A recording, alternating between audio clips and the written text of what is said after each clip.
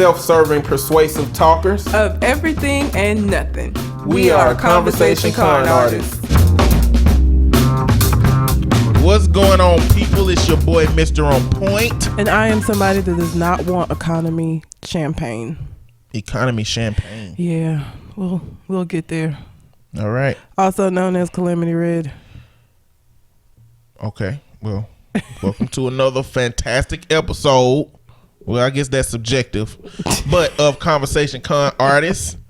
I'm biased. You can find me, Mr. On Point, on Twitter at Mr. MISTER_on point. And I can be found at Red_Calamity. Also, we are still doing the listener letter portion of the show. So if you have a question you would like for us to answer on the show, you can send it into our Gmail account, which is conversationconartists@gmail.com.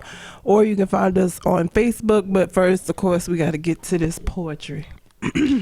Let's do the poetry. I don't know whose turn it is. I gotta go first. I gotta go first twice. Didn't even remember, did you? I didn't. I ain't think so. I sure didn't. All right. The name of this poem is Picturesque. Fancy. Yeah, it was a challenge, word challenge thing with this group I was in. I'm not sure what it is, but it may be your symmetry, or maybe how inclined I am at the fineness of your imagery, or maybe it's your energy, but I know beauty when I see it. And the thing is that it's left me captivated. I don't think I've been able to see until now. My eyes have been activated, and you're not merely a part of the scene, but you create it.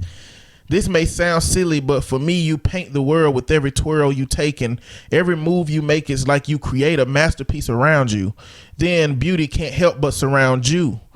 And I'm bound to your induction of perfection, eyes stuck in your direction, directed to your complexion, engaged by your reflection, and enraged by this injection of so much beauty. There it is. Snap, snap, snap. I don't know what the hell is going on in my throat today. Mine is called First Love because everybody has that first love where you're stupid. Some people marry their first loves. But more often than not, it's just some bullshit you look back on later on in life and it's like, the fuck was I doing? Oh, dang. Or at least that was my experience anyway. So this is called First Love. It's perfect. He's perfect. You're perfect. Together, you are perfect. Together, meant to be. You don't need food, water, or air. Simply he. The day begins when you see his face and ends only when he gives the okay and you stay up late at night playing that familiar game. No, you hang up. No, you hang up. No, you. And it's a blur of stolen kisses and shared life wishes and plans for a future that holds a house with picket fences and a dog and 2.5 kids. And there are naysayers who tell you it's not love and they think they know it all, but they don't know us and they don't know him and they don't know me. And just because you fell out of love, that doesn't mean that what I feel isn't real, that what I feel isn't strong, that my life wasn't empty before he came along, and it's perfect until it's not anymore, until realities creep in, until the truth begins to form, until that girl isn't just a friend, until he's ignoring your calls, until you realize love isn't perfect and that sometimes the fall isn't so beautiful. Sometimes it hurts. Sometimes the most oiled of machines just do not work. But first love is perfect. You see, it's naively wise. It's love without caution. It's soaring into the sky without wondering how you'll get back down, because you really don't care if you ever touch the ground again. Love's not meant to be perfect. It's a glorious mess. It's highs and it's lows, constricting pain in your chest and butterflies in your stomach, constantly on your mind. It's hopes and it's fears and it's selfishly kind. But first love is perfect. Happens once in a lifetime, to be left in the past, for time doesn't rewind as it shouldn't. Life is a forward motion, but the memories are forever, intricate tattoos of emotion. And sure, you can cover it, but it will always be there, haunting with its perfection. Beautiful, joyous despair. All right, snap, snap, snappity snaps. Snap, snaps. So we got one letter from Leroy, who's formerly known as Leroy and apparently wants to be called by something else now because why not? Niggas. Okay. Wagwan, brethren and sistren.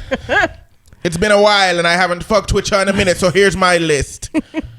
My name is Elroy. Now get with the movement. Like Elroy Jetson, because I'm futuristic on these hoes. First of all you did was change 2 letters from Leroy to Elroy. So I need you to calm down. Like you, it's fine.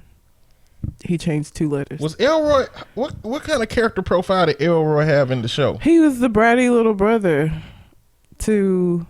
Was he smart? Was he smart? Was he funny? Or he just was a little... I think so. George was the dumb. Yes.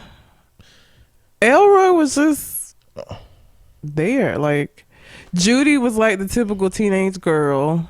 Wait, Judy's his wife. So what's his Elroy sister? was like Judy Winslow. Yeah. Went up the stairs. He could have gone up the stairs and nobody would have noticed he was gone. The main characters was George, his boss, and the robot, and the dog. Yeah, the maid. The wife and the kids weren't really a main part of the story. Jane was his wife. Judy was the daughter. I just had to play the song in my head. I was finna say, they say all the names of the song. I had to go through the song. Of all the things that's the same when the future happened, why in the hell is a treadmill the same? I don't know. But you think they would have like some futuristic way? Well, I guess they gotta walk since they can't walk in the sky. Because they're all in the fucking moving sidewalks and shit. That's the only walking they get done. They just stand and get moved around. So it makes sense. But yeah, Elroy is not like, I don't know why he thinks that he was some kind of genius. Actually, I feel like Elroy used to make inventions that didn't work. I'm gonna have to check into that, but I'm almost positive that he would like make shit that didn't work, that would like blow up and shit. Usually in George's face. I feel like that's what he was like the Wile E. Coyote of. I'm finna have to go back and watch the whole Jetsons just I have like to draw parallels first 2 between seasons. What this man calling himself now and the cartoon character. Well, and again, he went from Leroy to Elroy. All you did was change the first 2 letters around. That's okay. I mean, that's okay. It's not innovative, but I'm just saying. Maybe it's just a coincidence that they got the same letters. Knowing Elroy, probably not, but that was number 1. What else do you have? Number 2, Mr. On Point is always them ribs from the cookout gave me life. Like I get mad when the wife be trying to give my leftovers away. Them ribs were amazing. It's confusing, but giving leftovers away? What do you mean? Should you do that? I mean, I wouldn't. Like, well, no, leftovers away too. Like it's only a certain people in my whole environment that I would even let eat leftovers at my house, let alone giving them leftovers to take with them. But if you're like at work, like the whole pie thing came about because I had taken some pie to work and they wanted. Do you have any more pies? No. Damn. So I could see like I can always make pies, you know. So this week I can make some because I still have the filling for the blackberry and the peach. So just let me know. Okay. But yeah, I don't know who she was giving leftovers to, but I'm just saying the only thing that I really give leftovers to that I will let people eat after the first day is soups and spaghetti, because they're usually better the second day because all the flavors get a chance to marinate, you know. But anything meats and stuff like I don't let people have that. The ribs are amazing. The taste is compromised. But yeah, I smoked them things. I smoked them for about 4.5 hours in my smoker, and then I finished them in the oven, wrapped in foil for about 3.5 more hours. They were delicious. They were fucking amazing. I'm gonna do that again in the future. Really good. Now, for those of you that smoke or grill, I want to let you know that there's a sacrifice you make though by not finishing it completely in the smoker. Now, I don't marinate them or anything. I just put a rub on them. But in the smoker, if you finish them in the smoker for 7 to 8 hours, you get this nice crust on the outside of it, you know, because the heat been hitting it directly. If you wrap it and put it in the oven, you sacrifice that crust because you essentially wrapping it up in the juices that it cooks in, and now instead of getting that crust, it's a little bit like moist on the outside, but you know, it's still good. So trade-offs, but I would have had to spend about $25-30 more to maintain my smoker temperature for that much longer. That's why I tried it this way. Didn't plan on it, but I just had a bad time controlling my heat in the grill this time versus what last time. Anyway, deliciousness. It was. It's delicious. 3, I have the wrap snack, so whenever you ready, bruh, it's get it. If y'all didn't know, there is a whole line of chips called wrap snacks with wrappers plastered all over them with different flavors. Oh my God. And the next food review video I do is going to be with Elroy Ketchum. It ain't Elroy. Is it Elroy Jetson? I don't know. He say, my name is Elroy now, like Elroy Jetson, but that's not saying that the name is Elroy Jetson. So is it Elroy Ketchum or just Elroy or Elroy Jetson? I don't know. Or I don't know. Just we need some clarity on that, sir. Not really. I need some clarity on that because I'm gonna be putting his name on that video. Oh yeah. So I need to know what that's gonna be. But we gonna be doing a review video of all the wraps next to see which one. We just gonna critique them things. 4, Red owes me money. I don't owe you shit. Did he say why I owe him money? No, he just say Red owes me money. This is why he says I owe him money. Okay, he has a dog similar to my dog Remy. Okay, and I think he says she's like 8 or 9 months old. And just like Remy, she chew through every goddamn toy they buy her, right? So I bought Remy a toy that was made out of fire hose. Now, I bought him 2 toys made out of fire hose. The first one he chewed because it wasn't completely made out of fire hose. Like it had like, I can't remember what animal it was supposed to be, but it had like ears and a head. And so he chewed the ears and the head off. So then this next toy that I got him was a snake. So there weren't any little parts for him to chew off. And he has had that fire hose toy for over a month now. When his other toys last a good 5-10 minutes. Like, I wish I was joking. And so I suggested them get a fire hose toy for their dog, and he got one, and she chewed it. And that's why he says I owe him money. But what he probably did is they're expensive, and probably got the least expensive one, which is what I did the first time, and he chewed that shit. When I put a little bit more money into it, though, he didn't chew it, and he still has it. So I owe him shit. Ain't my fault your dog tore through that damn toy.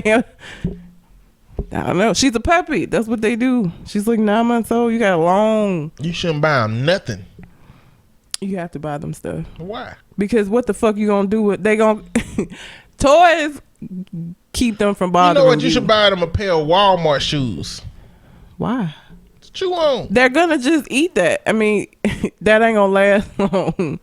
Remy chewed through a lot of my shoes when I first got his ass. But they ain't shoes that you wanted them to chew through, though. But it's still like, that ain't gonna have no longevity. You still gonna be going back buying shoes because he's gonna tear up the shoes real fast, and you can't let them ingest the shit because that's a bad bill. So once they start tearing it and its pieces around, you have to throw the shit away. Well, you should give him some shoes and then sprinkle some cocaine on it. What? Why? I don't know. Make his mouth numb. He won't even want to chew. He be high. He just go to the cage, just lay down. You can't drug your dogs. People drug their animals all the time. Not with cocaine. Okay. You'll get more time if you take that, end up having to take that dog to the vet, and the vet find cocaine in this. They're gonna lock you all the way up. Don't nobody listen to On Point. I'm telling y'all, don't do it. Do not feed your dog cocaine. But you have to get them toys that it'll bother you. Whole purpose of getting dog toys is not for the dog. It's for the owner.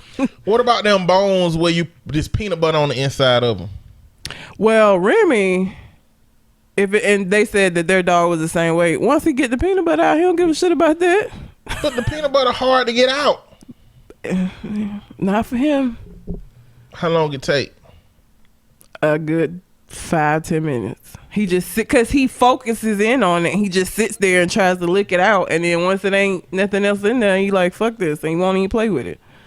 Listen, I done tried all manner of shit. This dog is like 18 months old at this point.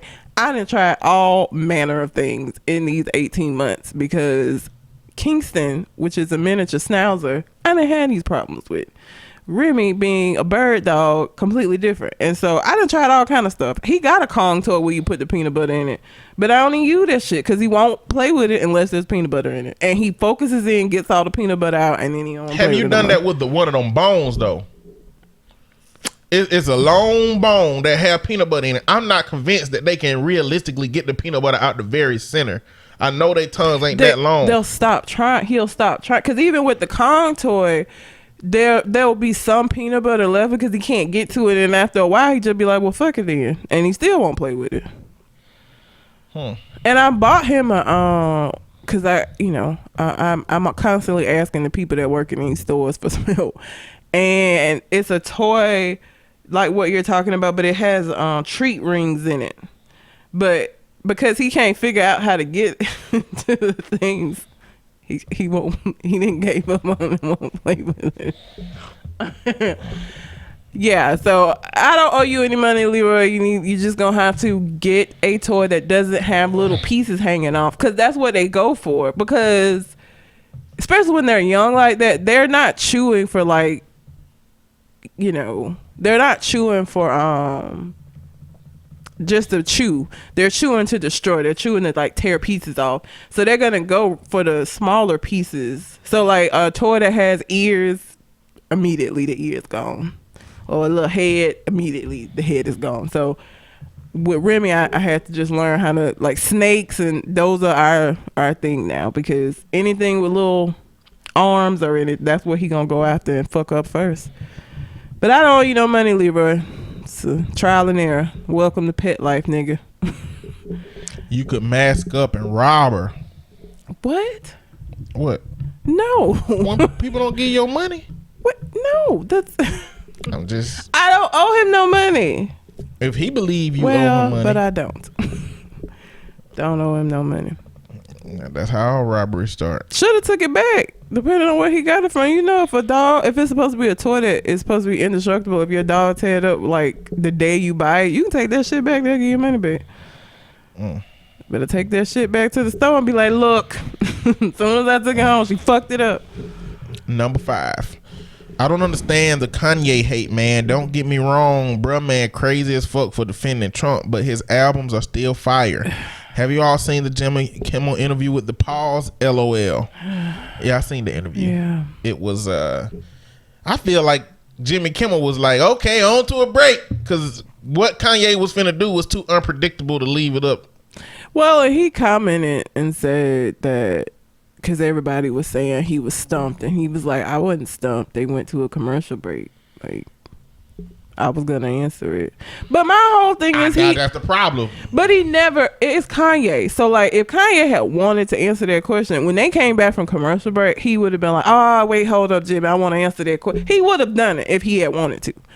So I don't believe he had an answer prepared. I just don't. I think it sounds good for him to say that shit, but Kanye ain't no, especially crazy Kanye we got right now. If Kanye want to say some shit, he say it. So like, if he had truly wanted to answer that question when they came back from commercial break, he would have done that. He would have. He'd have found a way to interject that shit back into there. This is the question, Elroy. The question is, when somebody that you value does something, and you valuing them may mean they got 5 albums. You valuing them may mean they just have things that you enjoy and that you love. Where is the line? Where you won't support them. Where is the line where you won't support them? I mean, do he have to praise Satan? Do he have to, like, what does Kanye have to do for you to say, okay, I don't fuck with him no more? All I'm saying is that as a culture, a lot of black people have that line when it comes to supporting racist shit. You know what I'm saying? Like, that line is supporting somebody that is doing shit against the best interests of the black and brown communities. Everything Donald Trump is doing is against me. And a lot of us have a line established. Yeah. Your line don't have to be there. But where is your line? I think that's the question everybody need to answer for themselves about the people they value. Where is the line? We had a conversation about Childish Gambino. Yeah. There is some shit he could do that'll make me say, okay, I'm done with him. I'm done with him. I haven't listened to Kanye's last 3 albums probably just because I'm over like the fuck shit, and I feel like continued support. He just gonna keep doing what he doing because there's no real repercussions, right? People talk shit about him, but he's still able to live the lifestyle that he wants to live and do what he wants to do. So why would he be anything different than what he is? So I just choose not to support that. In the same way that I got so upset with my coworkers about R. Kelly and this I admit shit. Well, it explains so much. No, the fuck it don't. First of all, I don't even know that I believe that he was abused. And let's say that he is. Why that doesn't matter to me is because if that was what happens to people when they get abused, everybody who gets abused will react that way. R. Kelly has made choices. R. Kelly in his 40s and still out here doing this fuck shit. So at a certain point, even if it is true, that does not give you the right to go out and victimize other people because you were victimized. At some point, you have to take responsibility for the shit that you do. And so giving him that out, well, he was abused, that makes sense. Everything he's done, it makes sense. I feel like what y'all are doing to make it okay or for you to feel better about still listening to his fuck ass music. And hey, everybody has to choose for themselves. I personally can no longer listen to R. Kelly music because now because he make music about sex, and all I can think about is little girls because that these songs were made about little girls and not grown women, and so it fucks with me. So I don't listen to his shit no more. Everybody has to kind of come up with that on their own, but I just, I don't believe in supporting people that are continuing to do problematic shit. It ain't like this is some past problematic shit. You currently continuing to do problematic shit. And I personally cannot support it. So with Kanye, I have no idea what kind of fire music he make because I don't fucking listen to the shit no more. Literally, like his last 3, I heard none of the music. Unless it was on the radio. I mean, and so at a certain point, if Kanye come out and say, I hate interracial relationships when it's an Italian person and a black person. I hate light-skinned brothers. They mean nothing to me. Nah, with Leroy, you gonna have to, or Elroy. The Migos is trash. Yes, it's gonna have to be that or some video game reference shit. I can't stand rap snacks. I'm just saying this to say, at what point after all of that do you say, well, his album's still fire? You know what I'm saying? Mm-mm. What if he create a school, a white only school, and the school is made to tear down the black community, like it trained them? Like at a certain point, his albums being fire ain't gonna really cut it. So I don't think the question is more so why does everybody hate on Kanye. I think the question is understanding in different cultures where the lines are for what people generally disapprove of, and knowing that everybody gonna react to that on their own scales. But the real question is, what is your scale? Where is your scale? When will he do something that makes you say, I mean, his albums have been fire, but it's over now. Plus, a question that we talked about last week is, can you separate the old work and the things that are intertwined with you and the things that you value before they do some fuck shit? Do you have to erase all of that stuff that has been valuable to you? You know what I'm saying? I don't think so. Other people will think so, but it's up to you. You can value what he has put out before he became a problem. Trump thanked him again. I would. Who cares? I would immediately feel like I didn't fucked all the way go. If Donald Trump ever thanks me for some shit, I'm gonna be like, oh shit, I done fucked all the way up, because this nigga should never. I would never want any accolade. I would never want any acknowledgement. I don't want to be on his fucking radar ever. So for me, like immediately, it'd be like, oh shit, I done fucked all the way up. But another thing too is that before Donald Trump got involved in the politics, he has been a rap lyric for a long ass time. Donald Trump, in terms of how he branded and marketed himself in the rap community, was something to aspire to.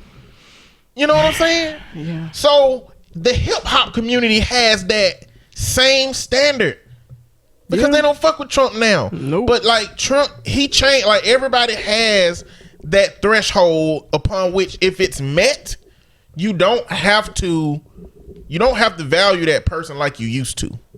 And it's the same way with Kanye. People can used to love Kanye and not really feel him right now and still listen to his old music and be like, you know, that was the Kanye that I liked. Yep. And then listen to his new shit and be like, you know, this ain't the dude I fool with like that. You know, I mean, and he ain't put out no music since all this shit. So the music from this point on, well, he had put out music since. He put out this album, whatever that album, which was pretty much justifying his. It was really kind of. So a lot of his tracks was justifying some of that stuff that he was doing. I think we talked about this before, but like on Pusha T album, the one track he in, you know, he said something like a MAGA hat lets you slide like a drive-through. Like he said, what happened when the cop stopped you? The MAGA hat let you slide like a drive-through. You know, like trying to justify his shit through his music. My God. So I didn't like that about Kanye's music that he put out. It was political. And it was to cater to himself. Like everybody that had 7 tracks on their albums, oh yeah, I don't think they had shit to do with him magically coming up with this is how many tracks should be on it. He probably convinced them that it was, but I think that because he ran out of time because he was fucking around with Trump too much. Okay, anyway. Number 6, fuck Trump. Okay, we got that. Number 7, the NFL protests. I do believe it's kind of difficult to side with sometimes. On one end, I love the game, but I do hate the fact that we have no rights and such. My favorite player, Tom Brady, is the hugest MAGA hat wearing Trump supporting white boy in the game, but I separate that when he plays because I love the Patriots and have loved them since 2008. I think you support one half of something, maybe. I don't know. No. Jesus Christ. Well, I essentially just said that shit when it came to Kanye. You can support the old shit, but you know, from that moment on, you know, do you support it or not? But how do you do that with an athlete? That's it ain't what I'm no saying. old shit. As for like, this is a like these are. He doesn't have content. He doesn't have content, so like you can't really support the old shit. It's you watching season after season, and not even just Tom Brady. The NFL as a whole, what they're. So my thing is, I don't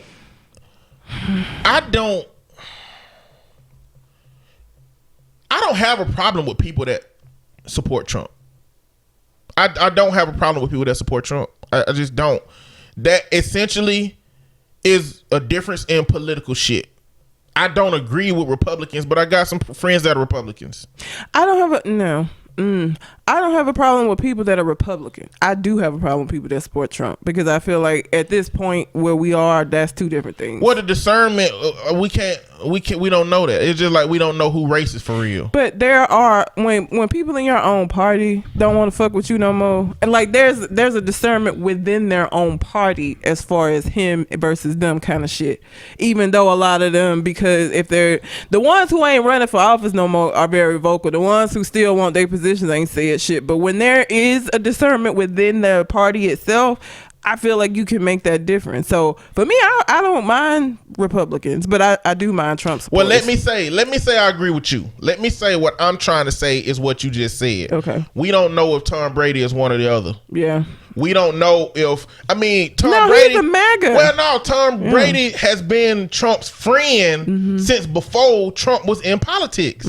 So, but he always been who he is. Like he didn't become this asshole, racist, misogynistic. Like he always been that. That the politics for people who didn't like follow him made it more aware. But Trump didn't change into this. Like the shit that he was doing with his rental spaces and all of this other shit shows that he was this person all along. So it ain't like he became this because of the politics. You're right. But if Cole Jackson of the Government Name Podcast or Shogun of the Government Name Podcast or Rockman 3K3 of Nerd Plate or Elroy of the Nerd Plate Podcast or Sid Davis of the Social Introvert Podcast or troublemaker of Black Mary Fly or Candace Danae of Black Mary Fly, you know, if we was all hanging out, okay, just plugging. Okay. If we was hanging out, and the way that we've always hung out, and one of them walk in with a dashiki one day and a Quran, we ain't know that shit about them. You know what I'm saying? Like, that's new shit now. Like, I don't know what their inherent core thoughts about shit is. Like, and you know what? Right now, today, I'm not asking them. So, on a level of wokeness, are you old Malcolm X or new Martin Luther King Jr. on a scale? So you think that, I don't understand the point. So are you saying that you feel like Donald Trump hasn't been displaying that he's this person, and maybe Tom Brady didn't know? I'm saying that Tom Brady, as Donald Trump friend, probably don't look deeply into what that Central Park 5 shit mean. White people don't even look into that shit.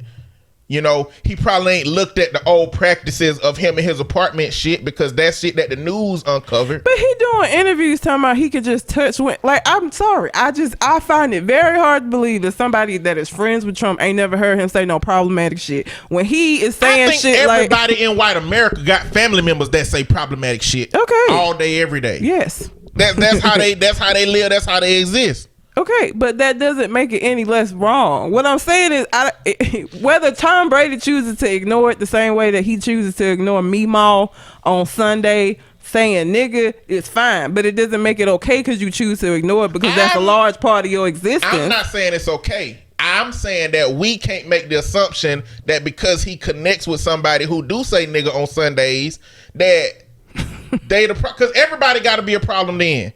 Everybody got to be a problem then. Everybody, that's all the people in your family. Like, I guess because I mean, when I have problematic family members, I just don't fuck with them no more. So I don't understand feeling like you have to keep talking to Meemaw if you feel like, if you really have a problem with how she is, you ain't got to keep fucking with Meemaw. That's a choice.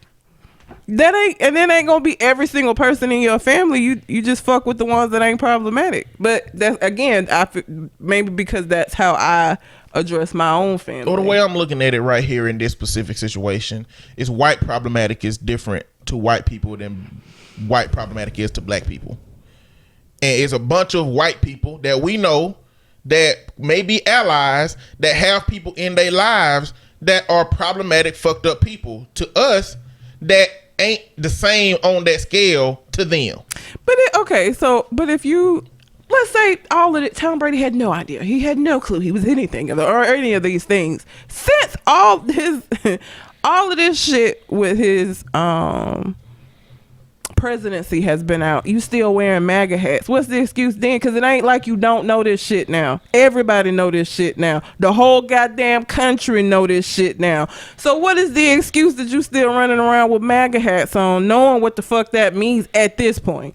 Now you do know, because we all know. Trump is I'm gonna go back to one of them standardized tests. Trump is to Tom Brady what R. Kelly is to the black people you work with and black people in your life, you know, that see that shit and be like, oh, we see everything, but we still gonna justify it because we embrace that people for whatever reason. Okay, so then that makes Tom Brady problematic too.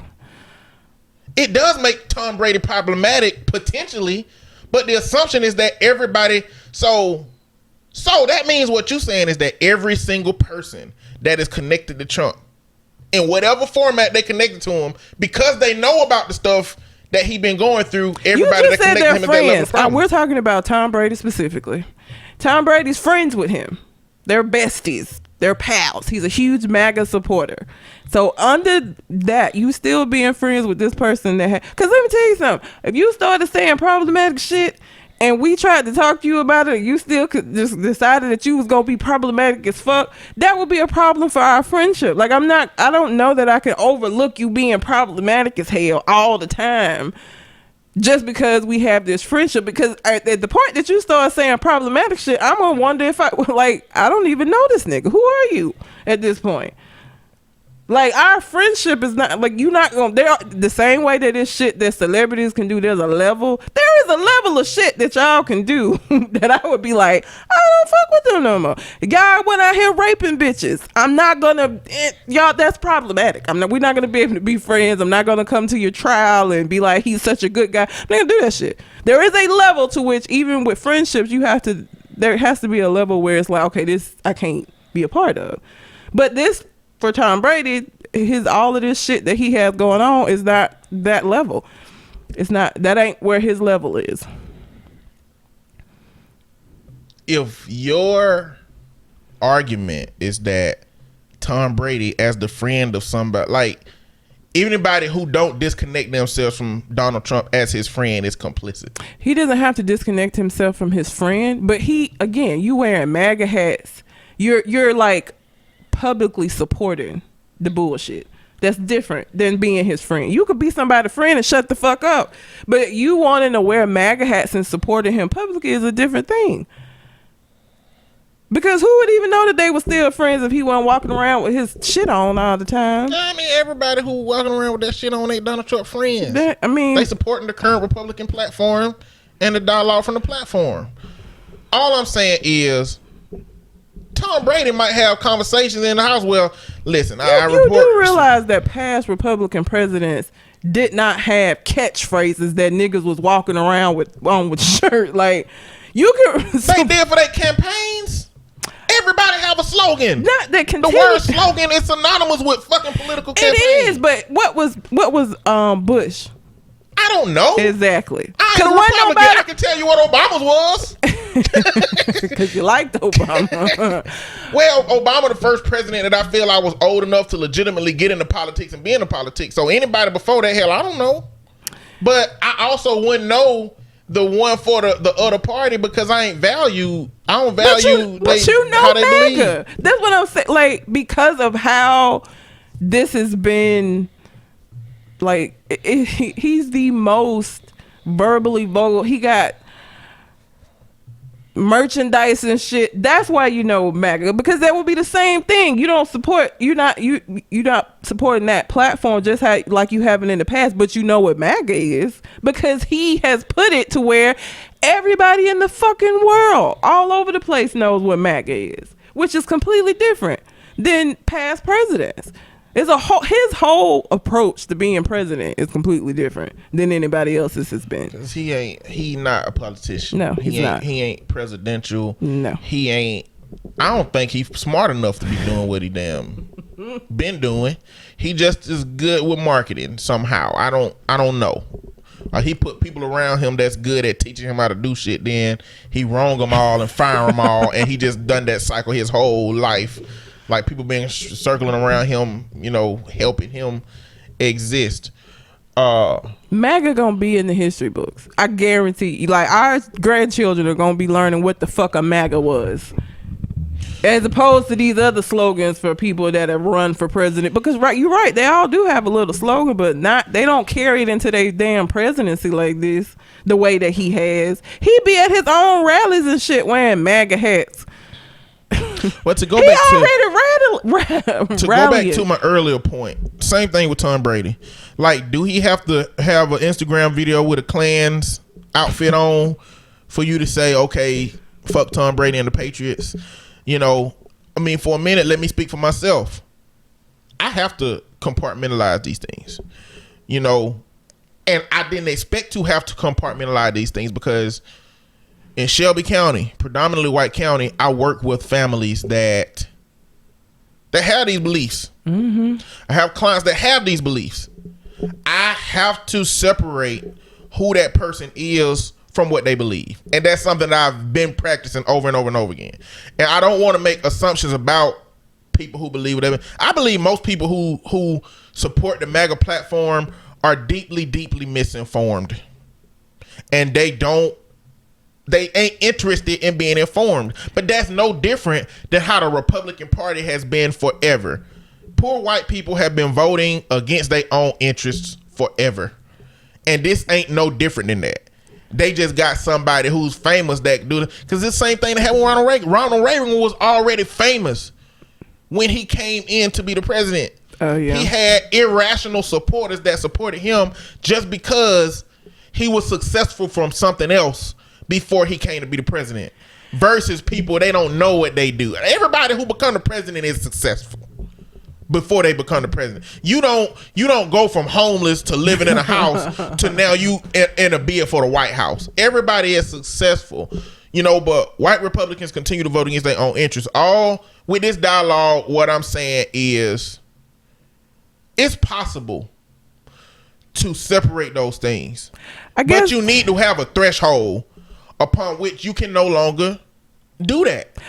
I guess just being black in America is certain things that I automatically assume just for safety shit. Like, just your example. If I see somebody with a Confederate flag, I don't feel like I'm not going to risk that maybe they are just really, have these feelings about the war. I'm not going to assume the good. I'm not. I'm sorry. I'm not. Because I feel like safety wise, being black in America, sometimes you do have to assume the word just for safety purposes. Like, if I see you with a Confederate flag flying, I'm not finna fuck with you. Like, I'm not gonna I'm gonna let you be where you are. I'm gonna be where I'm at. I'm not gonna come over to where you are. There are certain cities around here that I just ain't finna fucking go to. The people in the city might be very nice people, but there's enough that are not, that I'm not finna go stop and get gas there in the middle of the night. Or like MAGA supporters. I don't know which ones are just Republicans or which ones that'll call me nigga because they mad about some shit. I ain't finna find out. If I see somebody with a MAGA hat on, I'm gonna give them a wide threshold. I'm not finna fuck with you. I'm not gonna bother with you because I don't know what that's gonna look like. I don't know. And I don't want the problems that could come from me giving you the benefit of a doubt and you are like these problematic ass people. The same way where you get pulled over by the police, you should be. It's just certain shit. I feel like being black, I'm not gonna give you the benefit of a doubt. I'm gonna be very careful when I get pulled over by the police. I ain't got shit in my car. I got insurance. I don't have anything. Shouldn't have anything to worry about. But I've seen how shit can go left, so I'm gonna behave differently because of that. So Tom Brady might be a nice person, but just my having to look at shit a little bit differently, I wouldn't. But I agree. I agree with you on that point. I fully agree with you on that point. The question becomes when I understand more somebody like Leroy Elroy watching the NFL because all Tom Brady doing is throwing a ball.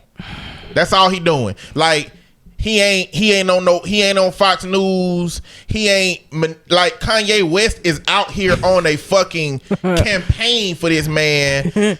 Saying shit like slavery wasn't important. That's why my threshold for a person like Kanye is really low. And we're gonna have a debate about that. But Tom Brady don't do shit but, take the air out of footballs, and throw them.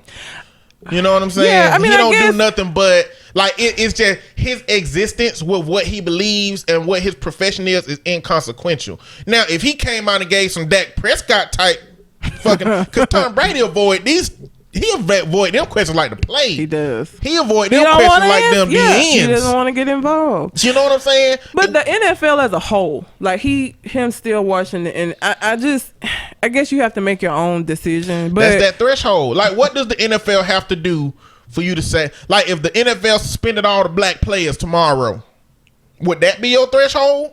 Like, everybody. Because Colin Kaepernick still out here without a goddamn, like, for no other reason than him doing some shit that has nothing to do with him playing football. Nothing to do with him playing football whatsoever. But he can't get re-signed to anywhere because of how he chose to protest an issue that affects people that look like him. And that's the problem. For me, that's the problem with the NFL.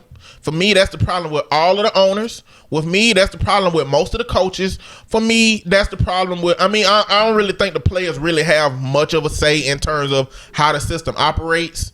They love when players come out in support of what the NFL doing. But the biggest problem is that this has been America since slavery. Okay? You can't revolt. This is how it is. Do what you told. Do as you told, and this is just how it is. You breaking the law. You breaking the law by revolting. You not patriotic by revolting. Or when slaves was free. They said the same shit. They said the same shit in the civil rights during the civil rights movement. You know, they were breaking laws. Mm-hmm. They were breaking laws by protesting for equal rights. You know, the law is not the measure for what is moral and what is good and what is right. The law has consistently changed to reflect what is good and what is right. So the law is fluid, you know? And so the NFL is just another measure of telling brown people, you can't do it this way. It is literally the most peaceful, the most non-obstructionist, the most passive way. He didn't sit down. He didn't turn around and moon the cameras while people were doing the national anthem. He first sat down. Then he had a conversation with veterans, the people who they were trying to pass off the reason that this is an issue on. He had a conversation with veterans that said, "Hey, kneel," you know. And he can't play in the NFL now. He kneeled. He did what they said. So what you know from that is he's not an unreasonable man. Nope. He is not just trying to make folks mad. He is actually willing to have a dialogue and a conversation. The problem is the Donald Trump supporters, and the people who talking about the national anthem or the flag and the veterans. You don't support your troops. They are the ones that are unreasonable. They are the ones who ain't willing to sit down and have a conversation. And you know what? I'm not going to take credit for protesting the NFL. I'm not going to take credit for it because I've never been a sports watcher anyway. I fall asleep. Oh, yeah. When sports are on. I can't really do it. So I don't care. If everybody come over here to watch the game, I'm cooking. I'm making sure we got snacks on deck. Dips, chips, wings, meats, all that on deck. You know what I'm saying? So I can't take credit for the protest. But this year I did tell my cousin I can't participate in a fantasy football league. So you might as well go ahead and take my team out before y'all draft, because I can't be a social justice advocate and advocate for you know, brown people's existence and tell people I got a fantasy football team, because it ain't directly watching the NFL, but it's supporting the progress of some of the people that I don't support for my own gain. I can't do that. And so I can't tell nobody else not to do it. But I'm going to tell you this. I'm not going to tell nobody they shouldn't watch the NFL. You grown as fuck. You can do what you want to do. But I'm not going to let people find reason to talk shit about this protest, because what I have found is the people who watch the NFL, I think a lot of black people that still support the NFL, I think it makes sense to them to have to defend why they watching it. Mm-hmm. And they do that by saying, "Oh, yeah, y'all only protest when the NFL, when the season come around, but y'all don't." Like, I'm not gonna let nobody smear the protest who chooses not to participate. Just don't participate. Like I said last time, this is a situation where it's like you at the back of the bus telling Rosa to come back here. Come back here.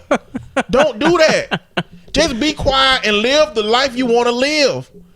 But don't disparage the people that are supporting something that they believe in, that you just don't believe in to that level. It's levels to it. You just got to know where your threshold at. Ain't nothing to me, ain't nothing wrong with that. To Umar Johnson, everything is wrong with that. So you gonna find people on this whole scale of it's wrong to it's cool to, if you can deal with somebody objective like me, you know, your choices are what you want to do. That's fine. If it makes you happy, do it. It's been people that's been miserable protesting the NFL. Mm-hmm. You know, if your misery is worth what you gain by staying out of it, then stay out of it. But if you want to be watching it, then I don't give a fuck. Do what you want to do. You know, it's just your threshold is different than mine, and your threshold is different than some other people's. Yeah. Number 8. I've always been a prolific LeBron hater, but nigga just made a damn school that you could show up to naked and could basically walk out that bitch, graduated, clothed, and have a snazzy new bike. Yes. But all before Umar Johnson was able to pull this off. Not to mention, I still have a problem with the fact that Umar Johnson wanted to make a school for little black boys. With the way that he is and the misogynistic as he seems to be, that terrifies me that he would be running a school. Curriculum is going to be terrible for boys. Because it's clearly going to be boys in there that's closeted gay. Oh, yeah. It's clearly going to be. That's just the makeup of our society. And he going to have a strong rhetoric against that. Mm-hmm. You know, ain't no telling what they gonna start doing when they find boys that seem to be a little bit more, feminine. Yeah. But I do think that, I don't know if this is the case. I think if you can 100% fix black men, boys to men, I think that everything will fall in place. That's not to say that there aren't some things that we need to put in place for women, but I think women are fucked up because of men. Yeah, but most instances, how do you encourage positive interactions or positive treatment of black women when they're excluded from your school? Like, what would be especially for him? Again, no. This is far separate from Umar Johnson. He will fuck boys up. But I'm saying, if there was a whole group of men who had the best messages, the best intent, who wanted to fight patriarchy and misogyny, that did an all boys school, I think a whole wave of I think male and men and women, black men and women interaction would get better by default. I think that men are the creator of a lot of the grief that women have in our society, whether it be abuse, whether it be just misogyny, whether it be having single mothers out here. I mean, I'm not saying that this is mad. I don't want to be generalized in all of this stuff. I mean, but I do think that if black men were what women wanted them to be, women would have no problem following them, and the men themselves can help heal a lot of these women. You know what I'm saying? It's just that we don't have that. And so I think it's important for women to independently go about healing and maintaining themselves. Ideally, if a woman finds a man that can do that for her, that'll be glorious. Mm-hmm. We just don't have that now. We don't have men that can be trusted to exclusively help a woman do that. Well, LeBron is amazing for that school. That school is fucking awesome. And that might be unpopular opinion. If you hear that and you don't like it, then, at me.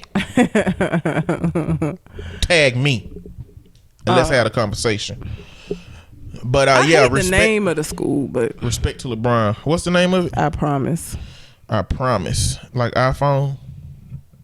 No, because it's actually like like the kids are promising to do the best that they can every day. iPhone. I don't know what the iPhone stands for, but I Promise actually means he got one of them Black Lightning schools. You seen Black Lightning? He got a school where they like had to say this quote every day. Oh yeah, it's like written on the. What is it? I don't know about Black Lightning, but his is like, whose life is this? He say it's mine, and he say, how am I gonna live it? And they say by any means necessary. That's like the school thing that they do. Theirs is like Lightning. I promise to. I don't know. A bunch of stuff. Yeah, they have a bunch of stuff that they promise. So I get it, but I just.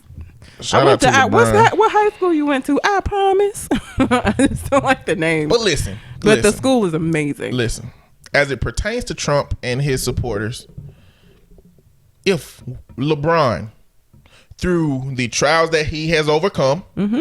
through the success that he has found in sports, mm-hmm. through his charitable and community outreach, mm-hmm. through his vocalism of issues surrounding his community, mm-hmm. which is what they tell us. They tell black folks, y'all need to do something about black on black crime before y'all he is doing all of that. And they talk shit about him. And what hope is there for me? What hope is there for Elroy, Rockman, Shogun, Cole Jackson? Sounded like Randy Watson. He did. But what in the world hope is there for us if LeBron can't be looked at positively by a Donald Trump? That's why talk mad shit about him and Don Lemon. But going back into it, that's why it's hard. It's hard to support. Well, it's impossible for me to support Donald Trump. Oh, fuck that nigga. It's hard for me to support people that vicariously support him without knowing. But it's very complicated to tease out who of the people that are in our surrounding environments, how they feel about me from that. Like I said, if they can't feel positive about LeBron and what LeBron doing, I ain't got no hope. That fucking school is amazing. Like, the things that are provided to those kids are the things that those kids need to be successful, and somebody is giving that to them. Hell, not even just them. Part of the school helps the parents, so that, because he was homeless a lot because his mom wasn't working and shit. They have a whole part of the school that caters to parents, trying to help them find jobs so they can help take care of these kids better. Like, how can you have anything negative to say about that? Like, how can you fix your mouth to say anything negative about that when this is what you've been telling black folks for the longest that they need to do? He's doing it beautifully, amazingly. And him and I think Derrick Rose also did a school. Who? Somebody else. Jalen Rose also did a school. Rose ain't doing number 10 up his knees. That man ain't building no schools. Jalen Rose and like other people like them that are giving back to these communities. If you have fucked up shit to say about that, then that says more about you as a human being than it says about them. And to me, for so many people to accept that dialogue that he's given, it says so much more about our country. His own wife didn't even stand behind him. Melania was like, I love LeBron. Good going. It's a dude on CNN named Steve Cortez. He is a Trump. I was trying to think of something inappropriate to say, but I decided not to say anything inappropriate. But he is so deeply irrationally involved with Trump. He's Latino. Oh, Jesus. So I bet they love to have him on the TV. But he did say Donald Trump is wrong about this. Like, LeBron is great, yada yada, blah blah blah. Everything he's doing, blah blah blah. And it's good to hear that. But I need to hear that from more people. I need to hear that from more Trump supporters. In order to feel a little bit better about the state of America and how everybody else feel about the shit Trump doing. Because only videos I see is people irrationally supporting everything Trump say, hanging on to every bit of his coattail, and that is a problem for the country for me. It is. Let's see. Now my wife is watching murdering shit on Netflix. LOL. Thanks, Red. Listen, if y'all have Netflix, there is a show called I Am a Killer. Okay, it's amazing. It is a show that has like one person that committed murder talking about them committing murder, and like they all got the death penalty, and like some of them are still on death row, some of them their sentences got commuted, and so now they're just serving life. Listen, murder and mayhem is interesting. Okay, I'm sorry, but it is. So I'm glad that your wife is now watching it. She's gonna be a better person for it. So I don't know what you want me to say to you. It's an amazing show. Shogun watched it with us and he liked it because it's amazing. It's a good show. Number 10, please keep the poetry going. I can't get enough of it. I hope everybody else feels that way. Appreciate you for that. We running low. Elroy. Well, I'm running low. I'm running low. I got a lot. The ones on Facebook anyway. It just gets progressively more horrible, but it still reflects who I was at the time, so I don't discount it at all. 11, if Offset and Cardio want to name their baby Culture, let them have it. She ain't gonna have a normal life any damn way. If they want to name it Lightsaber Tiger Shark Johnson, it's still their right. Offset the GOAT as is Quavo. Not so much Takeoff, but they the GOATs. Cardio is just funny. Listen, first of all, I don't know how you think it's okay to make fun of Cardi but get mad when I make fun of Migos, but neither here nor there. I don't even know that that's accurate. I know you feel like Migos is like the greatest, rap group ever. I don't know what their longevity is going to be like, though. So I don't know what little Culture. And they just seem like they don't make real wise decisions with money. So we'll see. I hope you're right in that Culture it doesn't matter that her fucking name is Culture. Hope you're right. But I don't know. I'm not convinced. Because Cardi, and when everybody was telling Cardi, like, you're not finna do no tour right after you have a baby, I'm gonna still work. And now she's not touring with Bruno Mars because she got postpartum.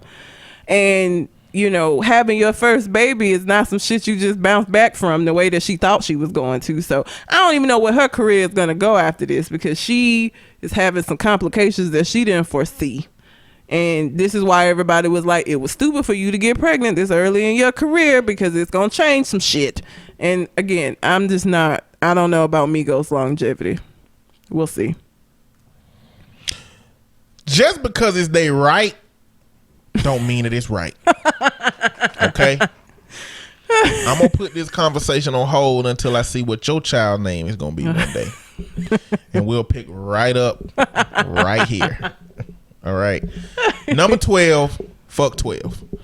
So On which is Point the police. had to explain that to me, because I was like, what does that mean? I had no idea what that was. I don't even, where does that come from? Why 1 and 2 is police? I don't know. Let's see.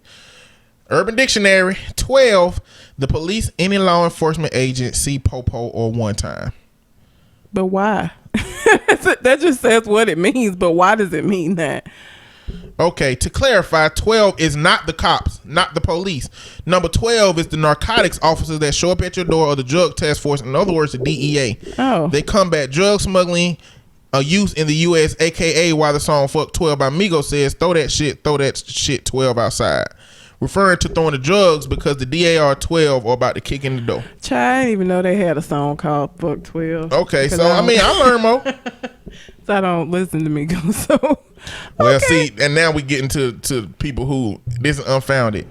It's 12 districts in the greater city of Atlanta. There are always 12 officers on patrol at all times in each district, and each officer works 12-hour shift. That's why ATL says 12 when referring to the police. Okay, you just doing a lot now. Yeah, he don't know what the hell he talking about.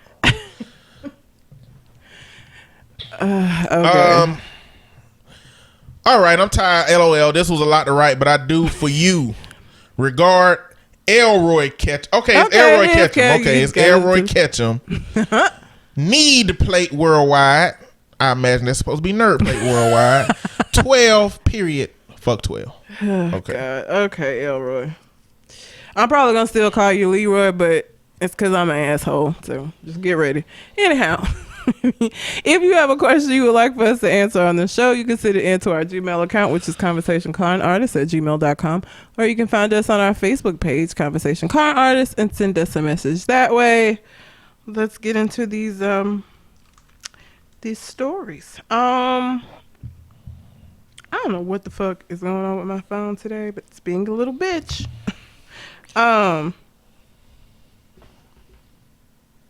So Delta is testing out 3-course meals and champagne in economy class. Okay. No. Just Testing no. it out. Yeah, they're gonna see like how people respond to it. So for right now, it's only gonna be like really long haul flights from Portland, Oregon, and Tokyo. They're testing the service after getting feedbacks from travelers. So I guess people been saying they wanted better food, but like a 3-course, I just imagine a 3-course meal and champagne in economy is like the cheapest champagne ever. And like the 3-course meal is gonna be like mac and cheese. It's just gonna be some bullshit. Like I don't want that. I wouldn't want to be a part of that. Because I can't imagine them, like, it being super nice. Because it's economy class. So, I don't understand. They're going to have Everclear in them glasses. You're going to have y'all drinking gasoline. God damn, Everclear? All they going to do is, they're going to charge more for tickets. All of this stuff they doing, like they make it seem like what they're doing is changing their system based on what current prices. They're gonna find a way to charge you as much as possible for rat meat, a 3-course rat meat meal, and Everclear wine, and you gonna get off that plane closer to death and $100 more broke than you would have if this shit wasn't going on. Like. Bring snacks in your carry-on. It's a plane flight. If you want a 3-course meal, you land and go to a restaurant that has 3-course meals and have you a damn 3-course meal. It is an airplane. There's limitations here. You knew when you got in the air, the experience that you have up there that you have on the ground will go differ exponentially. They're calling the champagne welcome bubbles. I just thought bubble gut immediately. Like, it's just gonna fuck your stomach up. It's not gonna be. One bubbles the mean ass Powerpuff Girls. No, Bubbles was the ditzy blonde. Well, that was blue. The blue one. Yeah, Buttercup was the mean one. Oh shit. Welcome Bubbles. That's what they're calling it. They have a choice of Bellini or a glass of LaCroix, San Pellegrino, or Seagram's. Seagrams. Listen, when I got on the plane, right, Virgin #1 is the best, okay? Pine nuts. I'm going to tell you right now, compared to United, Virgin is the best. Virgin, they had controllers with a video game controller on the back, and they had games you could play. The movies were free. I was just watching, like, it was a really short flight, too. The United flight was like 3 hours to California. Mm-hmm. The Virgin flight was like 40 minutes to Vegas. So Virgin was amazing. United let you get on the plane, and while you sitting there, right, you could go choose movies, do everything, and I'm watching a movie, and as soon as the plane start moving, it'd be like, bloop, swipe your card, motherfucker, if you want to keep watching. He said just like that. If you want to keep watching, swipe your card. Or sit back and don't do shit, broke ass. And the Wi-Fi on Virgin plane was free.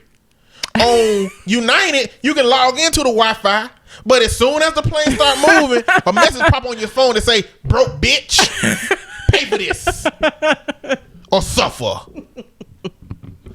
You know what I'm saying? So I feel like if most of the major airlines are like United, they gonna give you champagne that's poison and they gonna make you pay for the antidote.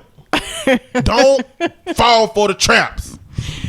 It's a business. They ain't trying to give you nothing. That's the champagne. So then next is an appetizer, which can consist of a salad with quinoa, roasted grapes. The fuck is a roasted grape? And pine nuts. That ain't a raisin? No, a raisin is a dried grape, not roasted. Roasted, I guess I don't know why you would roast the grape. Then an entree of pasta with cauliflower, and finally dessert, Haagen-Dazs ice cream. Ain't quinoa fancy rice? Basically, yeah. I don't want no fucking rice on my salad. Or I need to know what quinoa really is. Like, is it really it's a something? grain. I mean, it's like, yeah. What kind of grain do you put? Is there any grains you put on salad? I've had a salad with quinoa before. It's not my favorite. Tastes like a salad with rice on it? Yeah. Like, have you ever gotten tzatziki's? No, it's not tzatziki's. I've had a Greek salad from somewhere that has that shit at the bottom. Zoe's. I want to say it's Zoe's. Zoe's Greek salad has like a quinoa thing at the bottom. I don't really eat it. I just kind of eat around it. First off, I just learned how to say quinoa recently. What were you saying before? Quinoa? I'm from the poor environment. We ain't have no damn quinoa in the damn Piggly Wiggly. How do you pronounce acai? Acai? Yeah. I don't even know what the hell that is. It's ACAI, but it's pronounced acai. Acai berries? It's acai. Acai? Yeah. They need to spell that shit how. Like elementary school said sound shit out. That's what I learned. You can do that with Sound some it stuff. out. Some shit you can't though. Acai and quinoa is not. You can't sound that shit. Like the word. We need to learn nuance out here, okay? My cousin is learning that with his kids. He's like, they asking questions. They really kind of just too smart right now. His daughter is 2 and his son is 3, and he sent me a message that said, she just asked me what time it is, and I showed them my watch, and they both read the time right, and then they said, Daddy, is it Wednesday? On Wednesday. Like, he's just confused. He like, they neither one of them in school. Like, what, how do y'all know the time? And like, how do they know the day? What's the day today? Like, they ain't in that space of world yet. They don't got to know the days. All they need to know is who wiping their ass, who feeding them, and what not to kill them today. Stay away from the plug. Give me that knife. Stop running with scissors. Don't take your baby brother down the steps that fast. Like, that's the space they live in. They don't have to know these things. But they want to know. But that's the thing. They want to know, but it's like if Remy walked up to you and just spoke a sentence, and then just for the next month went the same he always been doing, and you have no idea where the fuck that sentence came from. Like, what you gonna do? I don't even know. If either one of them started talking, like if Remy or Kingston just walked up to you in the TV, looked at you and was like, you stay on this YouTube, and then just never said nothing else again. You know, like Michigan J. Frog. Oh my God, where he would never say anything. He would like put him in front of a crowd. He wouldn't sing shit. So but when they was alone, if y'all don't know what I'm talking about, Michigan J. Frog, you should look it up on YouTube. But it's this white man who find a frog, who throw on a top hat and a cane stick and be like, "Hello, my baby. Hello, my honey. Hello, my ragtime gal." And he keep just doing the dance. And then he like, "Oh, I'm gonna get rich." Yep. And then he get the frog, put it in a box, and he take him to some CEOs and put him on the table, and the frog just be like, "Brap." And I think he actually killed himself I think the man actually killed himself in the No, it's Looney Tunes. They ain't gonna do that. No, old Looney Tunes was racist. It was and murderous. He they used to let Elmer Fudd just shoot Daffy Duck in the face. He did, but he didn't die. I'm just saying. Just slap his bill around. I'm just saying, things that would traditionally kill you. Well, he tried to kill the frog. So, like, he found a construction site where they were, like, and he just put the frog in there and put, like, cement over the frog. But the frog didn't die. So, like, after the build, like, some time goes by, somebody finds the frog, another stupid person who sees the frog and singing and is like, money. And I gotta go watch it again because for some reason I thought he killed himself. No. But he put him... He was going. I think it was a part where he was going to, and then I don't know. Something happened. Yeah, something happened, and then he just like got rid of the frog. And I'm like, how that frog live? Because it was like 20 years that passed or some shit before somebody found the goddamn frog. Where the frog find a top hat and a cane stick that fit his? Like, it's more questions in this whole situation than just how the frog. I would imagine that it's just a magical frog that's gonna live forever. Anyway, yeah. He can dance and sing when he want to. He was an asshole. If Kingston and Remy did that shit, you'll be fucked up for some time after that. I would feel like I was crazy. Like, after it didn't happen no more, I'd be like, I must have took too many pills that day. Like, I would blame myself. I feel like was I drinking that day? Like, I'm gonna find a logical reason that has something to do with me. Like, the dogs obviously can't talk, so it wasn't the dogs. It had to be me. I had to be like half asleep, something. I'm gonna blame myself. If they don't ever do it again, I would just be like sleepwalking in this bitch. Yeah. I'm just saying, damn, how did that shit come up? I don't know, but I'm not trying to get on Delta and fly economy and have no parts of none of this shit they talking. I don't want it. I don't trust it. Seagrams. No welcome bubbles for me. Just a Sprite. Yep. No thanks. I don't need your fancy set. I mean, listen, don't get me wrong. For how much plane tickets cost, that little whack ass bag of pretzels and a half of a juice, that's disrespectful to me. It is, but this ain't the answer. But at the end of the day, I don't feel like they got no responsibility to you but to get you to where the hell you trying to get to. You know? Yeah, okay. Well, but I on guess longer flights, maybe. Because they don't. It's so much shit they don't allow on the plane that it's like, well, what you want me to do? I gotta eat. I feel like for longer flights they do have a response because it's like it's so many things you cannot bring on the planes now for safety reasons or whatever. So you feed me then. Shit. If I can't bring my food, then I need something that ain't pretzels, because that ain't gonna hold me over. But not no fucking champagne and 3-course meal in economy. That just sound like food poisoning waiting to happen. No, thank you. I'm good. I'll eat before I get on the plane. Thanks. I mean, I guess since we're talking about planes, we're going to talk about the almighty Sky King. Now, a story that White folks whiting. started off problematically and tragically. Started off with this dude named, what's his name? Richard Russell. This man stole a plane, y'all. He stole a plane. And before I talk about it, let me go down some of the dialogue that he had in this situation. This man stole a plane, and the reason that he stole a plane is, well, I don't know the reason he stole a plane, but he believed that he was going to be able to just fly this plane and land it because he done played some video games. Spoiler alert, he dead. He crashed the plane on an island. Of course he did. Video games does not translate to real life. I don't know, Flight Simulator. No. I mean, what I'm saying, I don't think he played Flight Simulator. I think he played GTA. Even if he played Flight Simulator, it's only so much. Like, I just don't think that translates into stealing a plane and being able to like adequately fly the plane. I just don't. It don't, but it can. Because actual pilots go through flight simulators to actually get the knowledge that they need to learn. So but I'm not pretty a video game. Like I would like to see. Flight Simulator is a video game. I know, but I would like to see if Flight Simulator, the video game that you can get on your Xbox One, is the same simulator that niggas who are actually gonna be flying use, because they know you playing this game on your Xbox, you are not going to go out flying based on this. See, the thing is, I don't even believe that he was using flight simulators. I feel like he was on some GTA or Battlefield or some shit that have planes.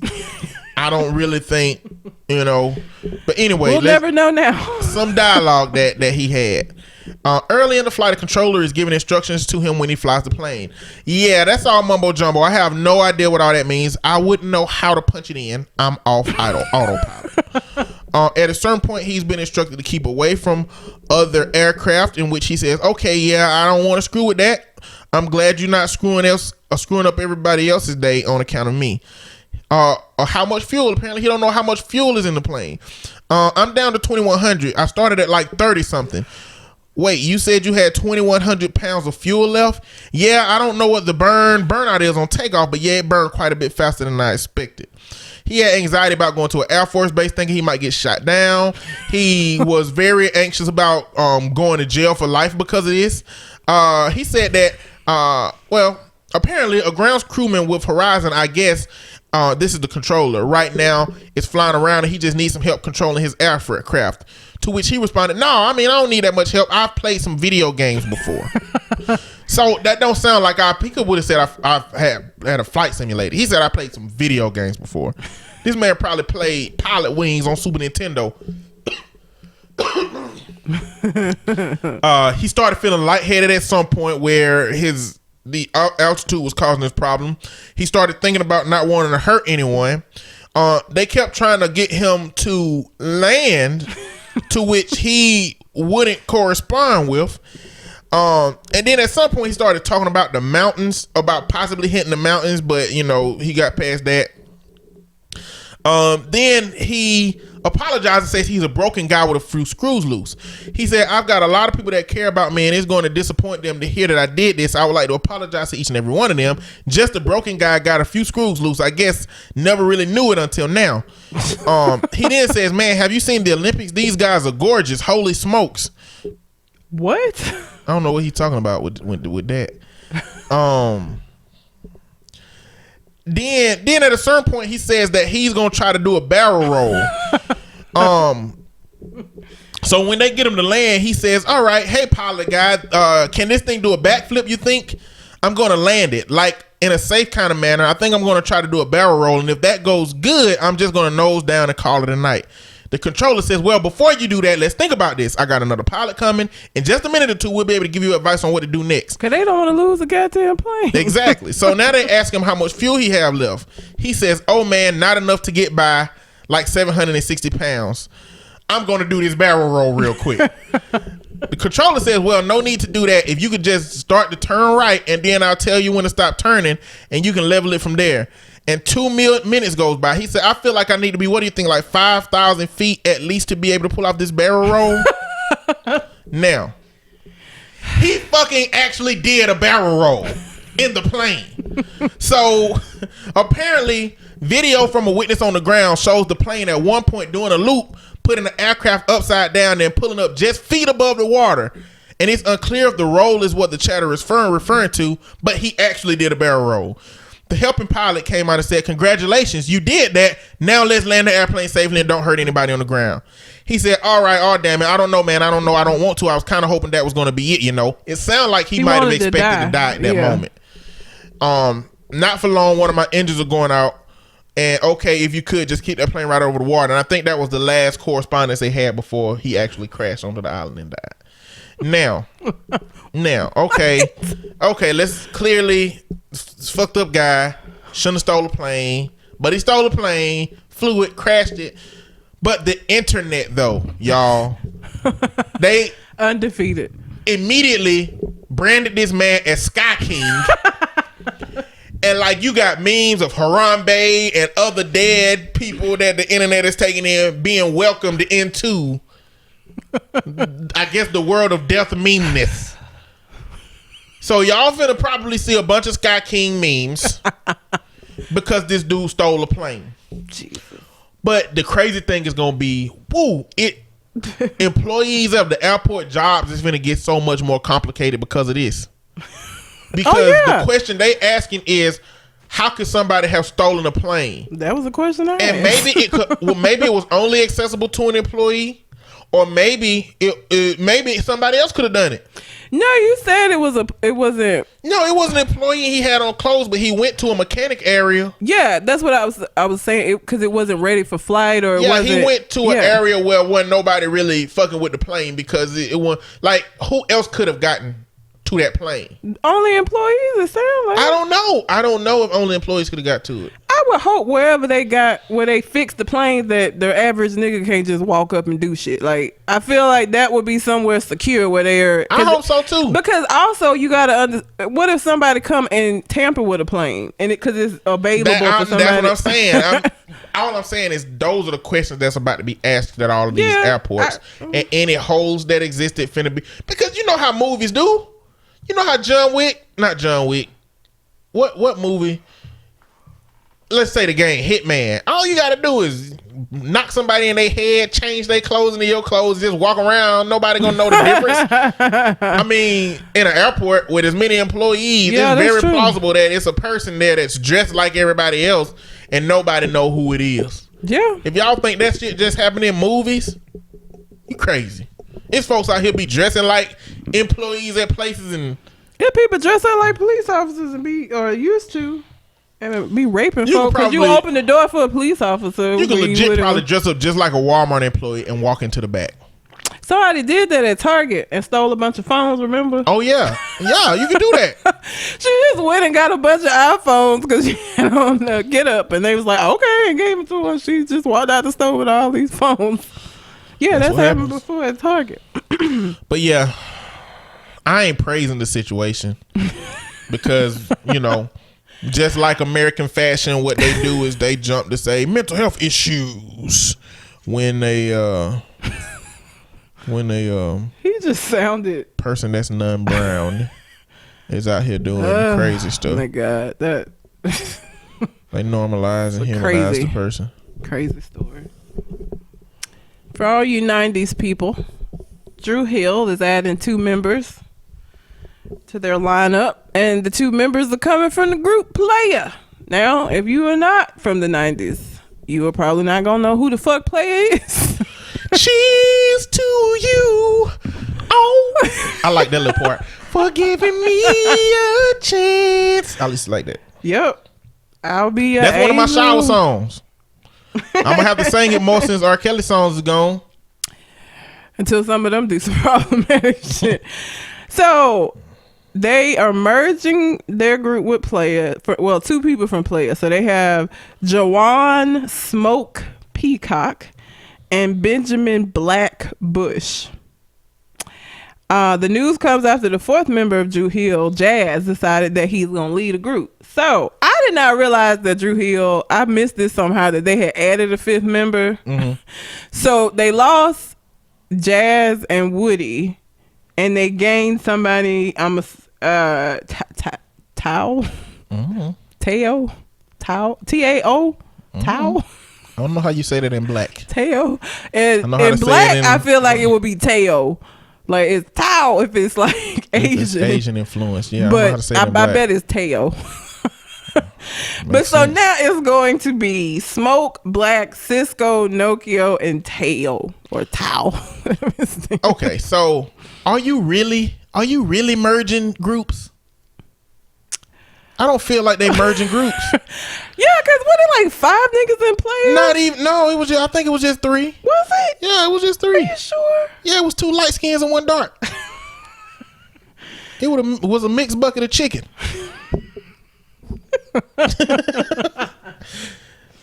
Okay, I don't know why I thought it was like more of them. It was so many like R&B groups. I'm probably confusing them with somebody else.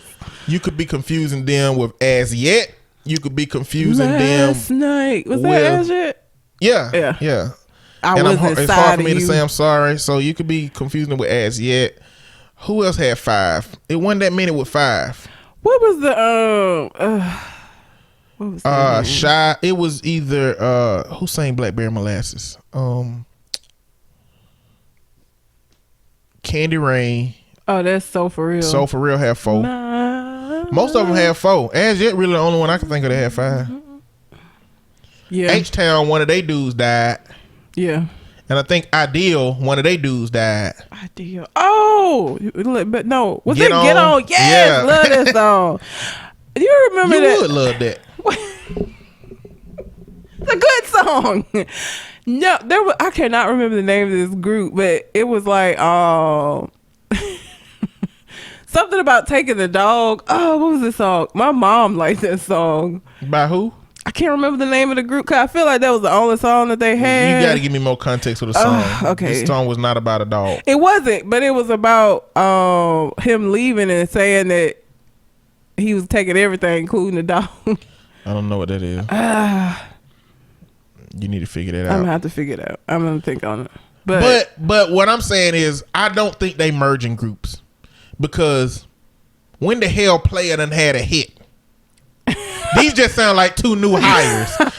This like 2 CEOs from Circuit City now coming to Best Buy and they be like, Best Buy and Circuit City are merging. No, Best Buy just hired 2 people from an old ass defunct business that don't operate no more. Playa was dead. Like, where the third dude from Playa at? Static. Stephen Static Major Garrett was the third member. So Static, Smoke, and Black? Yeah. I wouldn't even hire them.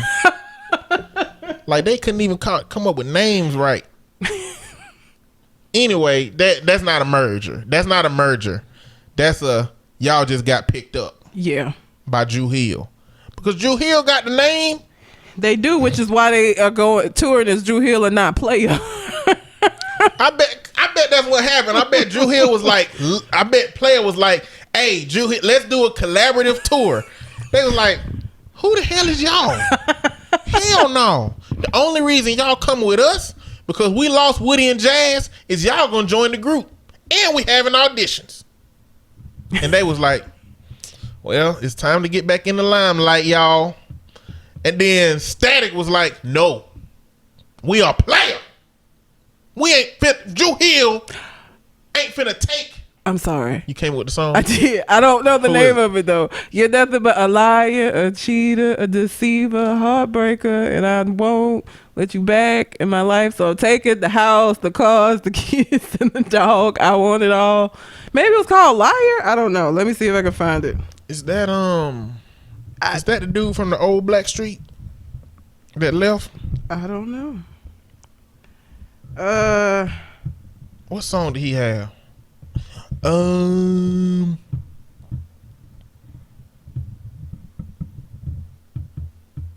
I can't think about it.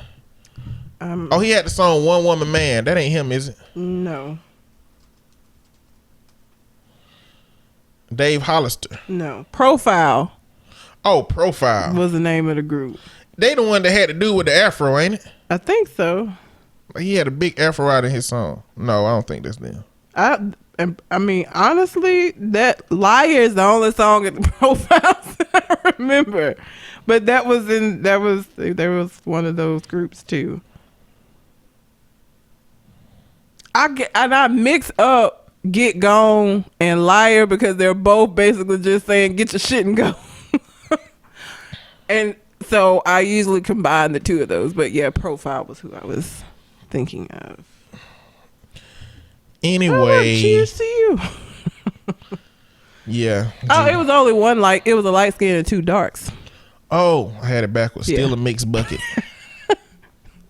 Still a mixed bucket of But chicken. yeah, I just thought that was interesting because Player was so. Player's one of Drew Hill. I feel like even like younger people might recognize who they are, but Player is not. I don't think it unless you like our age. I just don't think people remember "Cheers to You." Of course not. Why would they?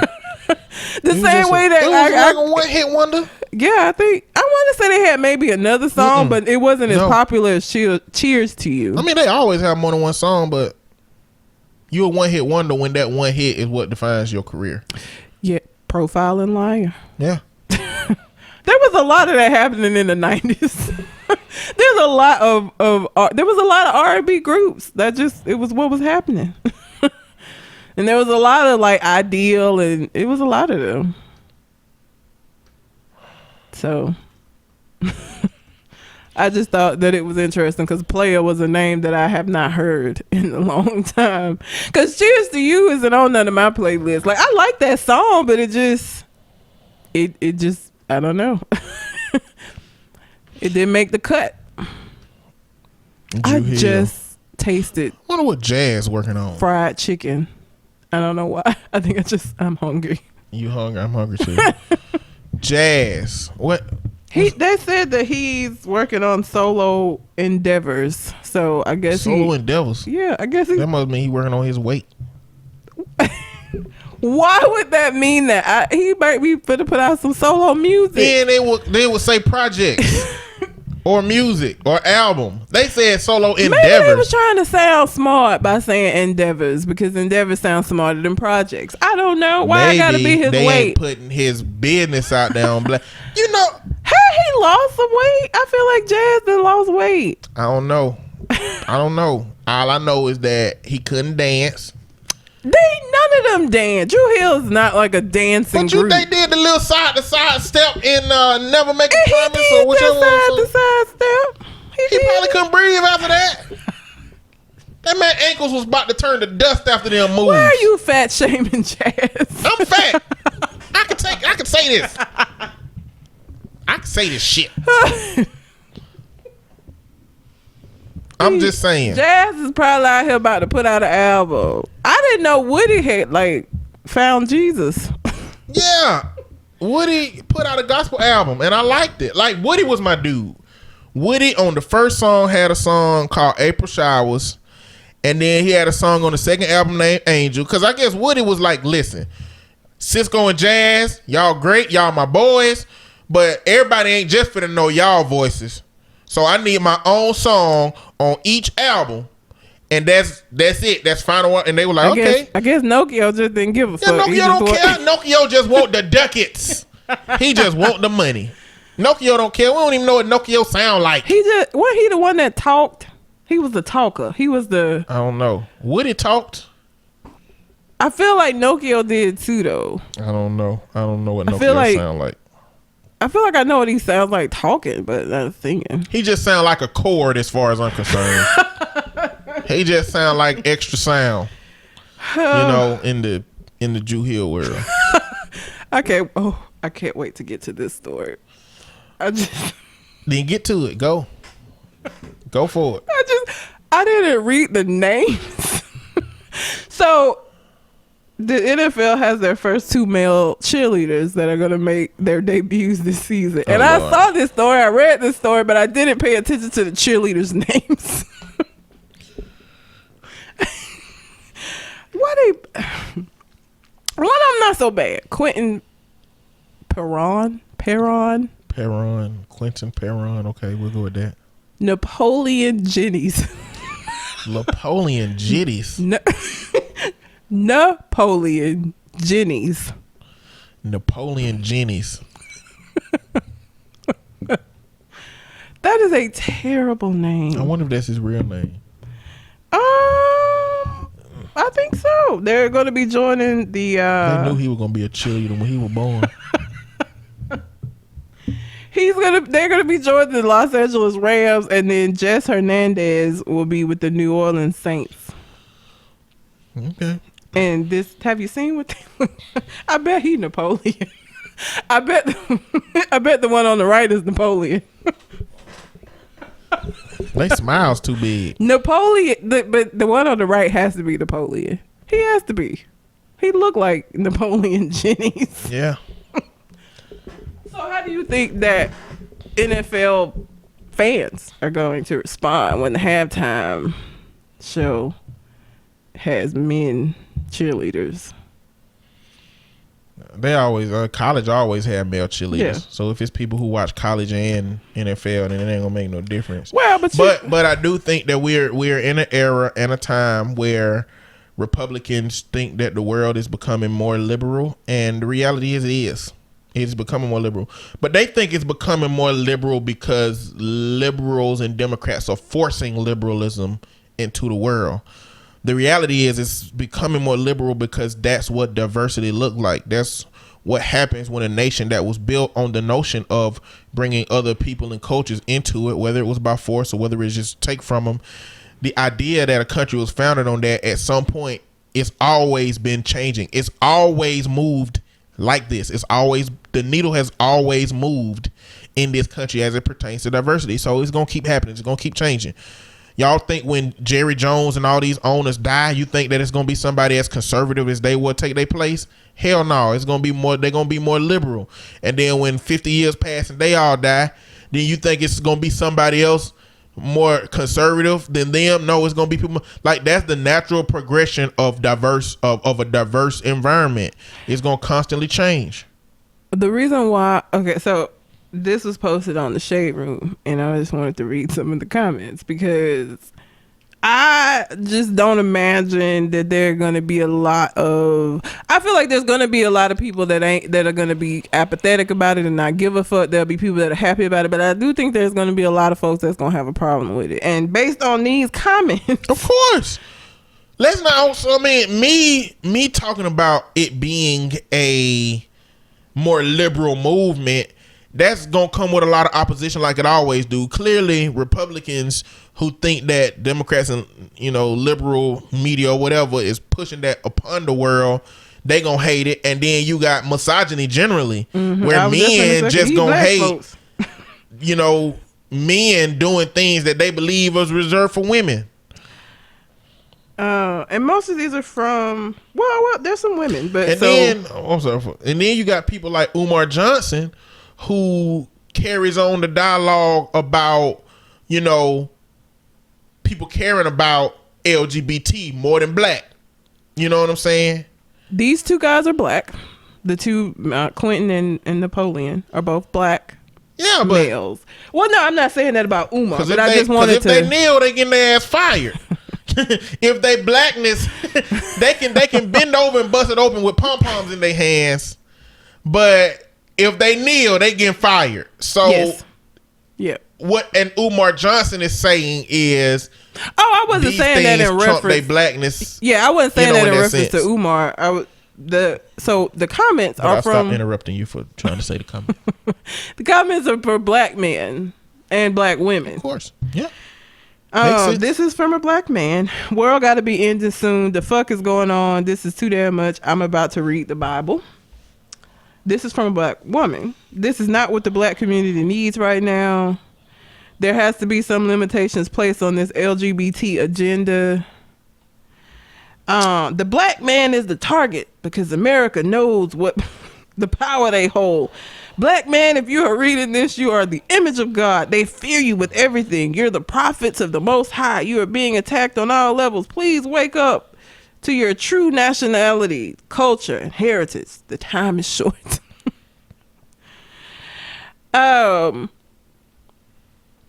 A lot of black men want to be everything but a man. Yes, I said it, and you know I'm not lying. And the white man would always make room for black men that aren't good examples and put you on a pedestal for our children to see you and mimic you, causing a vicious cycle.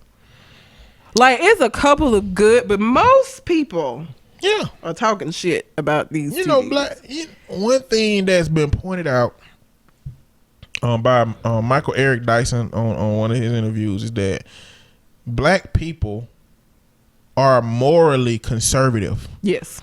When it comes to the family, rights to life, black people are morally conservative. If Republicans weren't so racist, they could capitalize on that. So when you're talking about homosexuality, black people still value family in the sense that they believe that homosexuality means something to do with the black family. You know, they still have those Bible related reservations about homosexuality. So it ain't a surprise that it's the black community. The thing that gets me is that extra shit, like that gay agenda or homosexual agenda. Like, well, this is so disrespectful. Why are they black? The NFL is sending a hell of a message around how they view black men. But see, if they had been white, the crazy part of that is the implicit nature of that statement is that black men that are gay shouldn't be able to be out here doing like this. They shouldn't have a career. It's just crazy to me that they think that instead of these black men that actually exist like this out here, who hope to be doing what they want to do, like cheerleading for an NFL team, they think that what the NFL manufactured them or something? I guess so. Did the NFL make them in a factory? No, these people exist. And what the implicit nature of that statement is that you don't want those people seen, even though they exist, because you don't agree with how they exist. That's the same way that white people look at black people. Yes. Like, how are we going to challenge our oppressors by oppressing people within our own community? There are subcultures within every culture. There are black, gay, and lesbian men, and LGBTQI, TTS2A, all of that. You know what I'm saying? Like, there are people that exist in all of them subcultures. Black has to trump all of that.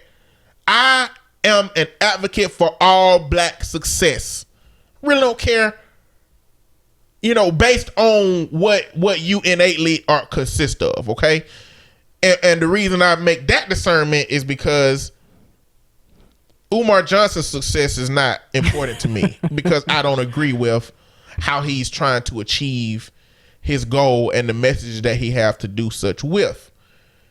He said, fuck y'all anyway, because y'all ain't if you're black and exist in a sub-genre, whether that be nerdy as hell, gamer, whatever, whether that be homosexual or lesbian, whatever sexuality, whether that be whatever it is, I want you to succeed as a black person first. So I applaud those gentlemen for being men that's breaking the barriers into a new industry that hadn't looked at men to be in that position.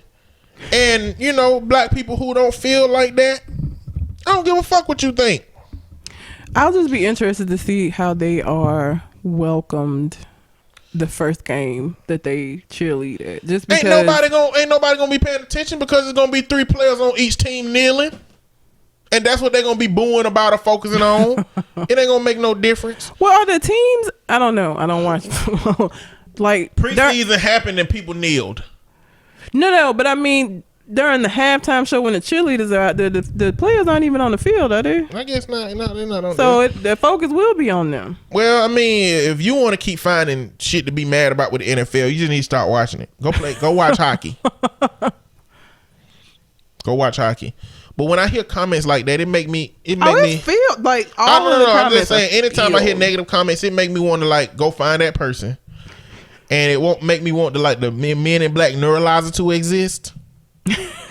And I just want to be like, hey, let me put these sunglasses on real quick. Hey, everybody, look at then flash them and be like, you don't know shit about shit.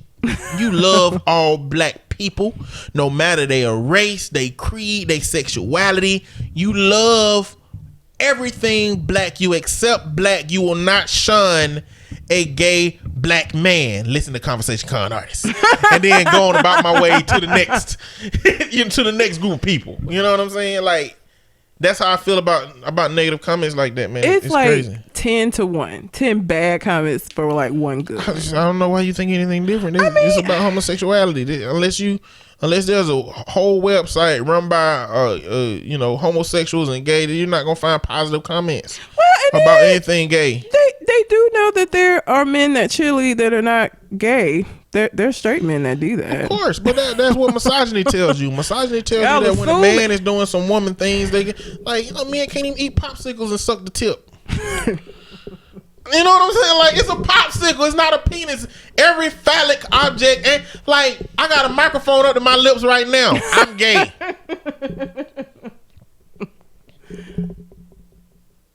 I don't put my lips on it, but it's close.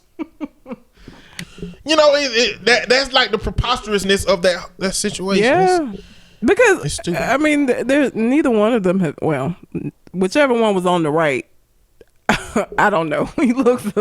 He looks maybe like he could be. The other one just looks like a dude. Like, he looked like he could go either way. I don't know. But everybody's assuming that both of them are gay and that they're trying to push this gay agenda, and this is why they were black, because they're black and gay, and so they want to make everybody, all the men in the world, gay. All black men need to be gay so that they can stop reproducing and black people just go away, because that's possible for that to happen. Whatever. In the minds of these people anyway.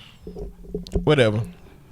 Listen, in Chicago, Chi-Town, there was a bait truck that was put in the neighborhood. And I don't know if y'all seen this video. This shit's so racist. It's some black community leaders that were following around the police in this big truck, and they had this whole charade. Like, they were following this big transfer truck that had no locks on it, and the dude in the video was identifying this truck don't have any locks on it. You can see it ain't locked down.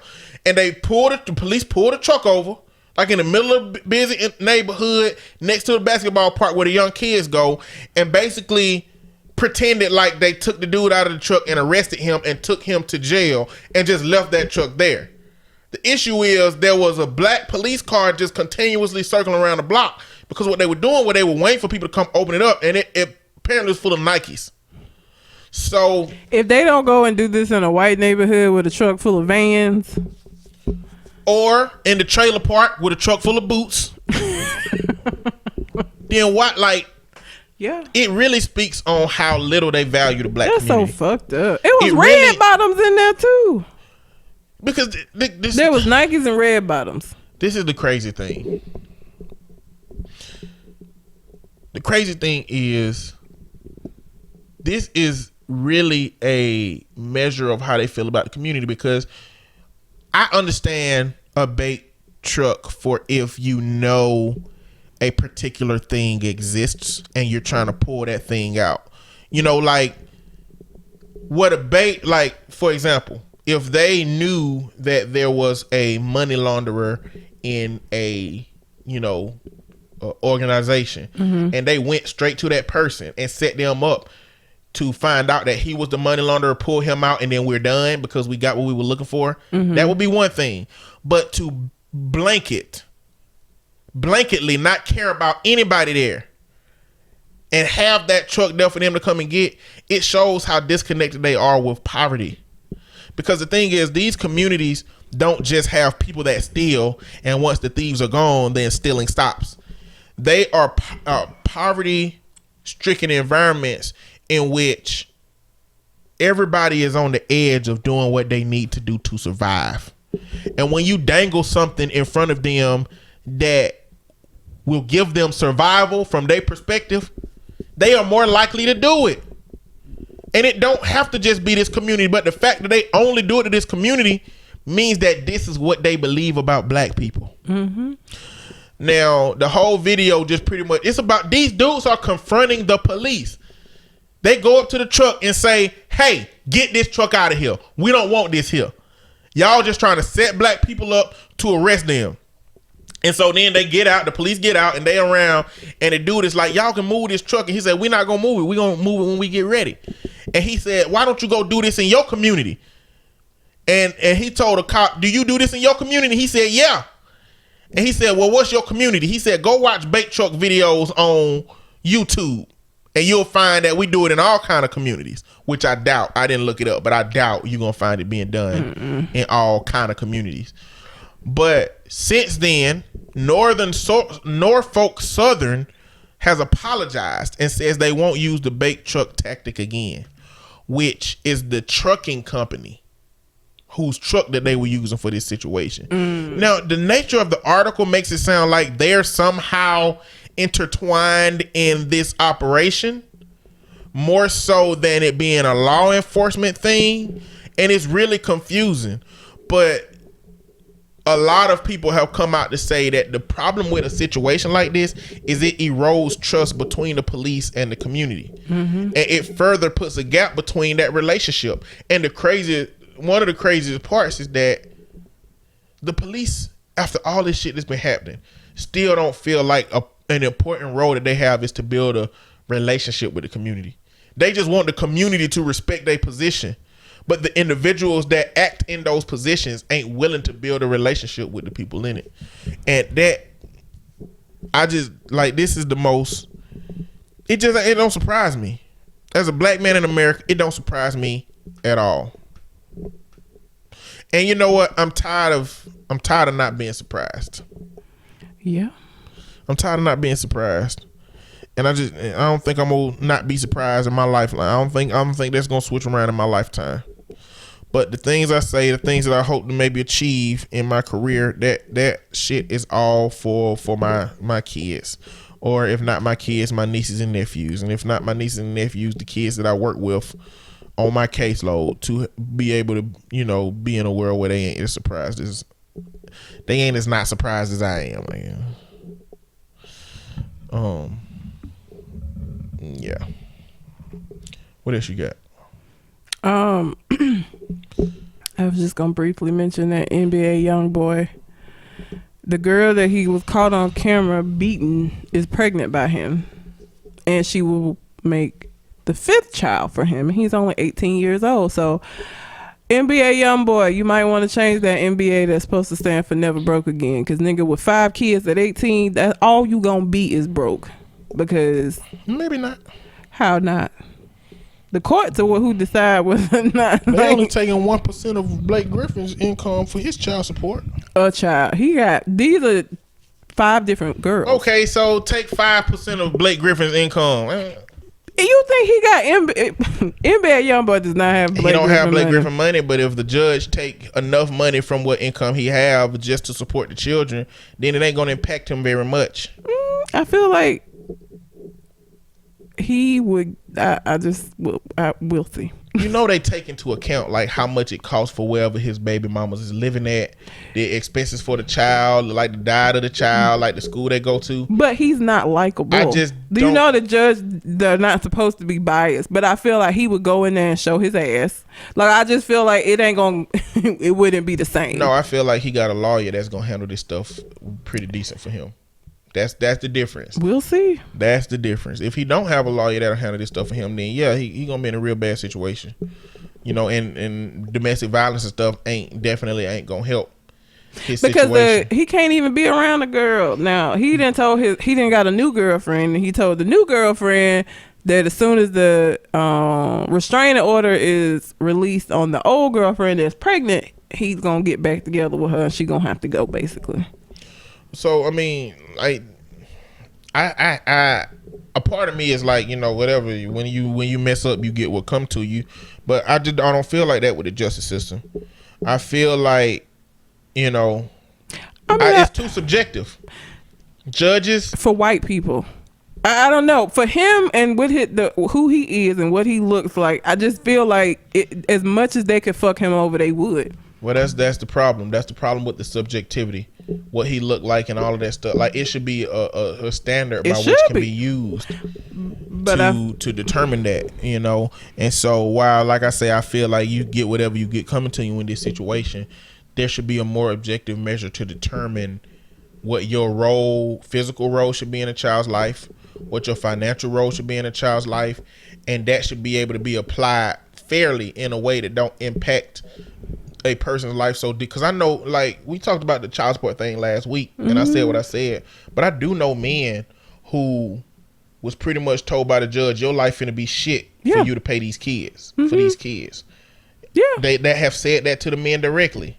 You know what I'm saying? That's what I'm saying. Like, when we had this dialogue, it's not like I don't know that there are situations where the men get like shitted on in that situation. I don't know that I feel bad for him. How are you 18 years old and you fathered 5 kids? What the fuck? Ain't no telling how long he thought he was gonna be a superstar. And you know what? All of that can happen over 5 nights. You know that, right? I know, but like, good you know, Lord, like if you're somebody that struggle and you finally come into money, I ain't finna do nothing to fuck that up. Like having babies, babies cost money, and again, in this day and age, you can't just say, well, fuck her, I ain't finna pay. You don't get to do that. Courts don't allow that shit now. So you want to be never broke again, but you doing shit to ensure that you definitely not gonna have the amount of money that you could, even if you ain't broke. You right. You know what I'm saying? Like, that's just stupid. Ain't even no 5 kids at 18. God damn.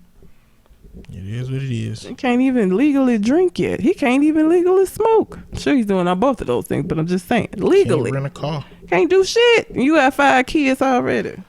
But, you know, it is what it is. What other stories did I have? Hold on. That was all I had. This girl got pushed into a 60-foot drop from a bridge. God damn. Yeah, from one of her friends. She was like, jump. Friends. And the dude pushed her in. He don't sound like a friend. She got 6 broken ribs and obstructed lungs. She lived? Yeah, she lived. Shit. But, you know, I don't think they were young people. I just don't think everybody realized that the impact that water has when you hit it from a distance that high is almost like hitting concrete. Yeah. I mean, the surface tension is enough to have an impact. I mean, clearly the surface tension breaks and then you go down, but the impact still gonna break your ribs. Hurt my ribs. Shit. Which is utterly disrespectful. Chest pains. What else? Spike Lee wants us to respect our white allies. You know, his movie Black Klansman just came out. And so we probably have to have this conversation later in terms, because I do want to talk about it in terms of, because I keep saying we got to have a conversation about what to do with good white people. And this conversation was about some parts in the movie where white people were protesting and the people interviewing him were being a little bit, you know, aggressive on that point. So, but we'll talk about it later. I kind of want to see the movie first to see what it's about, see what it's like. Anyway, that's all I got. You got anything else on your mind? Nope. All right. Well, until we come to the next conversation. We out. Holla.